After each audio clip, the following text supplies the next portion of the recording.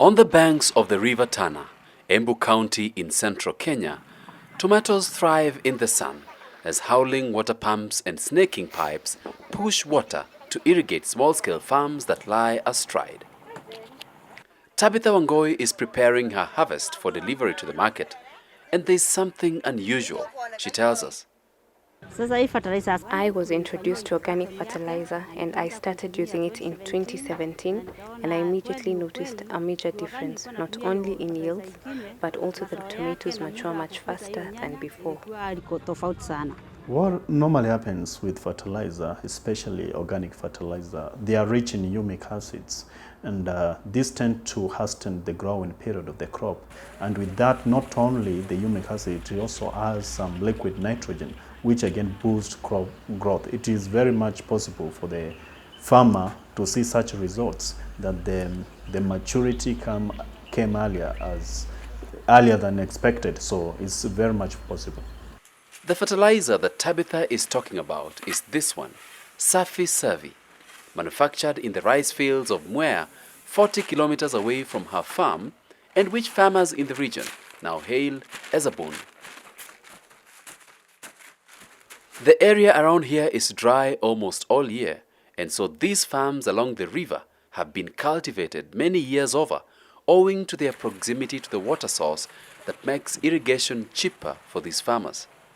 But that also means the land gets less and less productive over the years as farmers have to intensify their use of fertilizers and other chemical inputs. The inorganic fertilizer that the farmers, majority of them are using, some tend to affect the soil pH. In most cases, it will lower the soil pH to be acidic. This is interfering with the soil composition and also soil structure, because some fertilizers are bringing compaction of these soils. When I was planting tomatoes with the other fertilizers, the synthetic fertilizers, I would use large quantities, but production was still low. But with organic fertilizers, my yields have improved and customers like my tomatoes. I get income that can help me do something substantial in life. The Mwea irrigation scheme produces 15 tons of rice husks every day. For a long time, farmers didn't know what to do with all the waste. The bulk of it was burned. But for Samuel Rigu, the desire to find use for this waste led to the creation of Safi organic fertilizers. It was not a straight path. He started off by turning them into briquettes for cooking, a green energy solution that would help reduce the felling of trees for firewood. But unfortunately, the briquettes didn't boil a pot of tea. It was so discouraging. They couldn't burn. And so he thought further and produced mosquito repellents. Again, I have happened to meet one of these customers who asked me, do you expect me I'll wake up at the middle of the night to light another coil? Because it was burning for a lesser time compared to the conventional one. The repellents burnt faster than the nights wore out. He then turned to centuries-old technology of carbonizing rice husks for use as fertilizer. That is, burning them in an environment of low oxygen, the same way that charcoal is produced. I thought of giving it to a farmer to go and try and use it in his farm. And it happened that this farmer doubled his yields, and he was so excited that he called us for a goat eating. And I knew, well, now here I have an idea. We can convert this thing to a soil amender as well as a fertilizer. This is now our storage facility. So like here you can see we have the planting bags. So then from this other side we have the top dressing bags. That's the topper. Yeah, the topper. Then on the extreme end we have the soil amender. So is this a product that perhaps you'd advise the farmer to first speak to someone who understands their soil? It gives them a soil analysis of sorts before they can apply this. Soil testing is an important step that every farmer should adopt and should do, because we really appreciate once we know what nutrients are available in the soil, then at least now we can really recommend the amount that you need for optimum production. At the heart of Samuel's little factory is a concept of decentralizing and downsizing the production of fertilizer.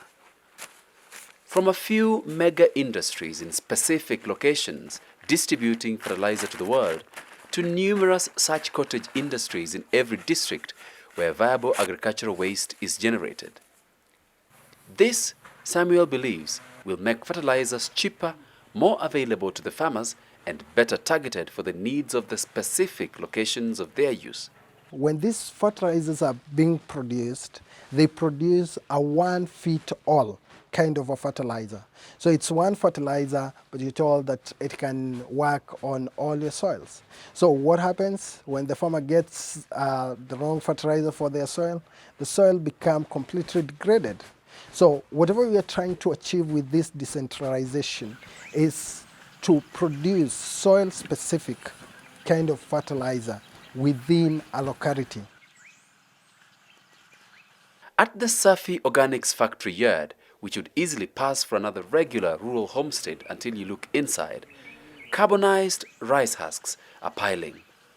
Today, 2 tons of these will be mixed and packaged, awaiting the planting season, which starts in a couple of weeks, and Samuel knows they cannot fully satisfy demand, especially in such seasons. But 2 tons is just little less than a quarter of the 9 tons they could produce daily if they processed all the husks that this area generates every day. And so there is potential for expansion, which would also have a ripple growth impact, the very essence of decentralizing fertilizer production. Agriculture is directly responsible for 14% of total greenhouse gas emissions, driving a global climate crisis. The UN Food and Agriculture Organization reported in 2014 that emissions generated during the application of synthetic fertilizers accounted for 13% of agricultural emissions and are the fastest growing source of emissions in the agricultural sector. There is therefore no better time for the development of green solutions like Safi Survey for the sector. For the Africa Development Journal, I am David Owino.